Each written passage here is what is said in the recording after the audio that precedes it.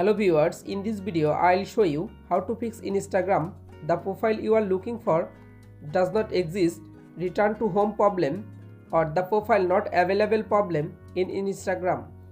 If you want to solve this problem, please follow the step. Step 1. Long press or long tap in Instagram application. Go to apps info. Again click on storage. Click on clear data. Tap on clear cache data. Step 2. Open Play Store.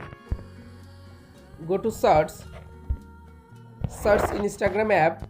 Update your Instagram application latest version. Step 3. Open your phone setting. Go to Wi-Fi. You make sure your Wi-Fi or mobile data connection is properly connected. Step 4. Again open your Instagram application. Click on search. Search the original username. Search the original username or user account.